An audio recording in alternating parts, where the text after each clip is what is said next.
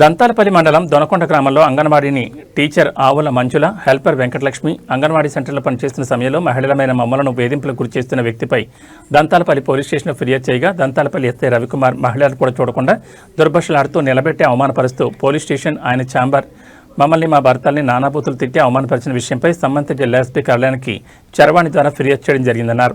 అనంతరం Thorrur circle inspector గణేష్కు petition ఇవ్వడం జరిగిందన్నారు. ఈ సందర్భంగా వారు మాట్లాడుతూ తమని వేధించిన వ్యక్తిపై కేసు పెట్టమని అడిగితే మీపై మీ భర్తలపై కేసు పెడతానని, మీరేమన్నంత సుఖమా అని అనుచిత వ్యాఖ్యలు అవమానపరిచి మహిళలపైన మమ్మల్ని అవమానపరిచిన విధంగా మా భర్తను తొక్కి చంపుతామంటూ బహిరంగంగా అందరి ముందు అవమానపరిచారని, మా మనోభావాలు దెబ్బతీసిన ఎస్ఐను సస్పెండ్ చేసి చట్టపరమైన చర్యలు తీసుకోవాలని, లేకపోతే తమకు ఆత్మహత్యలే సరంజమని వారు తెలిపారు.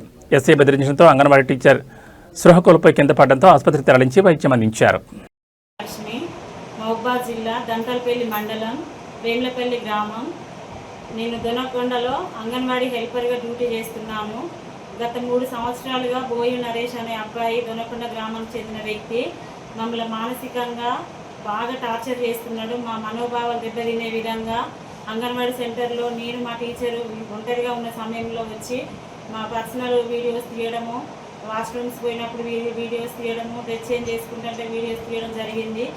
ఇట్లా జరుగుతుందని చెప్పేసి మేము ఎస్ఐ గారికి 1 తారీఖు రోజు శనివారం రోజు మేము పిటిషన్ రాసి ఇవ్వడం జరిగింది.